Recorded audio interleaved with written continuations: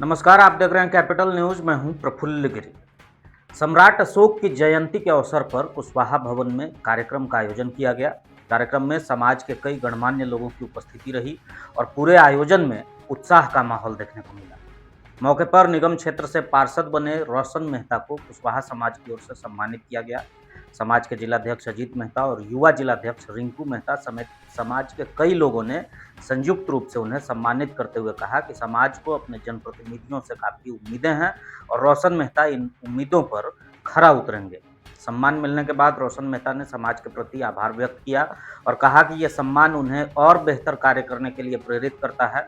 उन्होंने भरोसा दिलाया कि वे समाज के हित में पूरी निष्ठा और ईमानदारी से कार्य करते रहेंगे।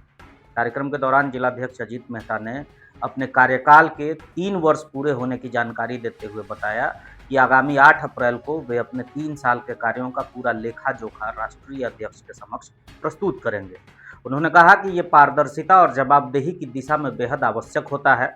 3 साल के कार्यकाल के दौरान कुशवाहा भवन के लिए किए गए अपने संघर्षों और उपलब्धियों को भी उन्होंने याद किया और कहा कि आने वाले समय में जो भी अध्यक्ष पद की जिम्मेदारी संभालें वो और अधिक ऊर्जा एवं समर्पण के साथ समाज के विकास के लिए कार्य करें। कार्यक्रम के अंत में समाज के लोगों ने सम्राट अशोक के आदर्शों पर चलने का संकल्प लिया। आज बहुत ही बड़ा दिन माना जाए क्योंकि सबसे भारत देश में मजबूत शासक यानी नाम के आगे सम्राट लगना ये खुद दर्शाता है। आज पूरा भारत देश में गांव शहर में सभी कुछ सरकारी अवधि में भी जयंती मनाई जाती है और इस अवसर पर हम लोग पलामू जिला के तमाम बुद्धिजीवी लोग, दूसरे समाज के भी लोग सामूहिक रूप से हम लोग जयंती मना रहे हैं। और इसी बीच अभी हम लोग लोकतंत्र की पर्व खत्म हुई है नगर निगम मेदिनीनगर के, उसमें हम लोग टाइगर रोशन जी जो हमारे समाज के इकलौता वार्ड पार्षद बन के गए हैं, हमारे नौजवानों के बाद, समाज की बात और जमात की भी बात, इनका क्षेत्र के लोगों ने भरोसा किया है। पहले उनको मैं धन्यवाद देता हूँ और टाइगर रोशन मेहता जी से हम लोग बहुत बहुत बधाई उनको देते हैं और उनसे समाज का बहुत बड़ा उम्मीद है क्योंकि एक नौजवान है और जब नौजवान आगे बढ़ेगा तभी कुछ होगा, क्योंकि इतिहास भी नौजवानों का रहा है। आज हम लोग इस सभी कुशवाहा अखिल भारतीय समाज की ओर से बहुत बहुत बधाई देते हैं, आगे बढ़े।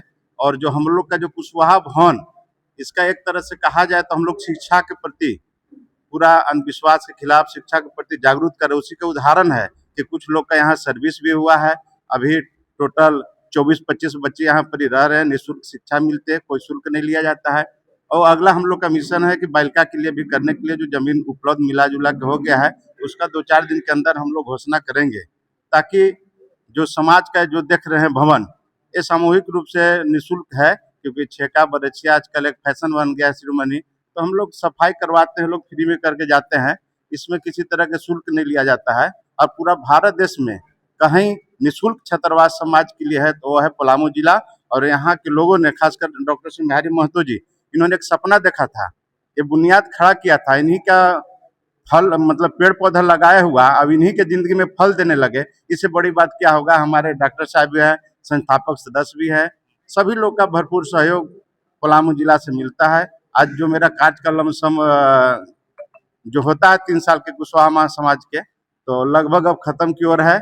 अपना लेखा जोखा कुछ दिन के बाद प्रस्तुत करेंगे और अपना प्रदेश अध्यक्ष को और राष्ट्रीय अध्यक्ष को लिखेंगे कि पुनः चुनाव कराया जाए, कोई दमदार व्यक्ति आवे, हमसे भी आगे काम करे, क्योंकि होता है कि सत्ता के विरोध भी होता है।